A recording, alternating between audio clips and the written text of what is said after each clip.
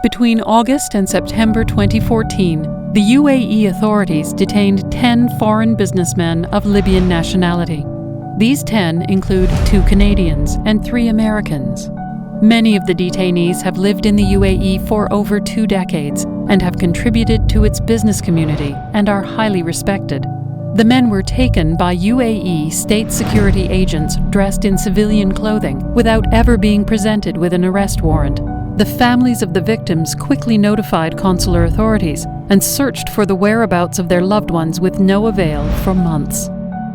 In December 2014, 4 of the detainees were released and deported. Human rights experts believe they were released because their torture marks had healed after months of interrogation and abuse.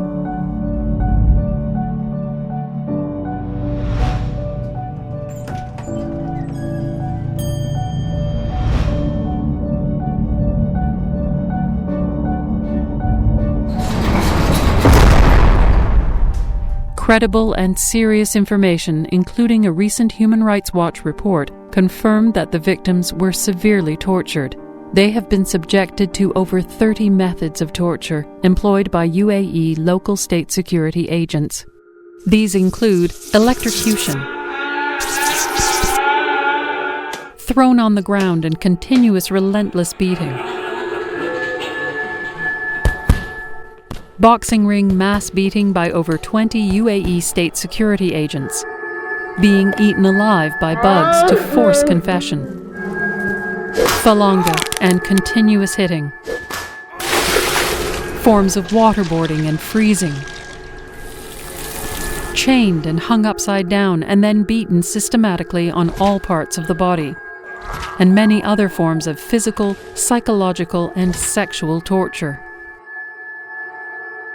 Many of the victims are experiencing serious and life-threatening medical conditions, including but not limited to permanent paralysis, herniated discs, and heart failure. Testimonies of survivors pinpoint the secret prison used for torture as located under the Al Dhafra Air Base. Since the detainments, Amnesty International has issued 4 reports, and Human Rights Watch has issued 2 reports. Drury Dyke, Middle East researcher for Amnesty International, notes, "The interrogations seem to be somewhat systematized, almost scientifically done. What Salim and Mohammed reveal is really quite a tragic story about the Emirates. Hidden behind the face of the modern UAE, the Burj Khalifa, the Burj Al Arab, there is another kind of modern reality which boils down to the severe ill treatment of innocent people." This human rights crisis in the UAE has captured the attention and concern of international human rights organizations and media, including The Guardian, The Washington Post, The Huffington Post, The Globe and Mail, Vice News, and other media outlets.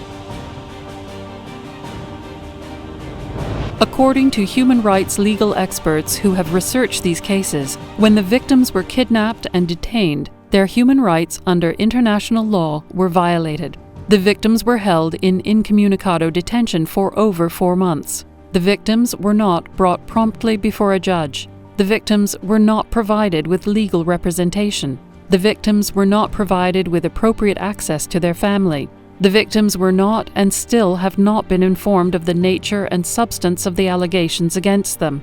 The victims were subjected to systematic and inconceivable methods of torture. The victims were and still are being denied adequate medical care. The victims were not permitted to challenge the evidence against them.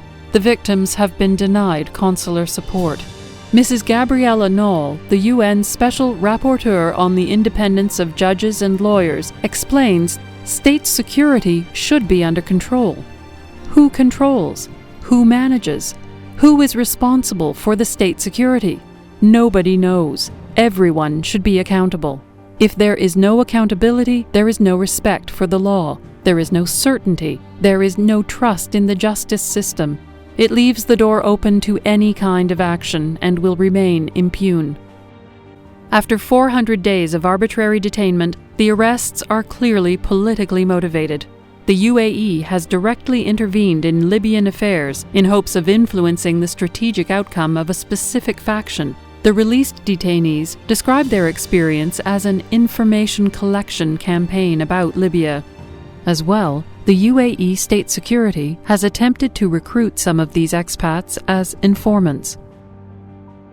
The families have submitted an urgent communication and complaint to the United Nations Human Rights Council Special Rapporteurs in June 2015, and the UAE is currently under investigation. The U.S. Department of State 2014 Human Rights Report confirms that the UAE Ministry of Interior detained foreign residents arbitrarily, and that security forces mistreated and abused detainees. The EU adopted a resolution on the 26th of October 2012 regarding the deterioration of the human rights situation in the UAE. The resolution called on the authorities of the United Arab Emirates to halt the ongoing crackdowns immediately. For those who have experienced these injustices, and for those still undergoing them, the world's collective voice represents the best chance of attaining justice. The international community should encourage human rights reform in the UAE in return for political and economic privileges. The innocent victims who remain detained should be released immediately.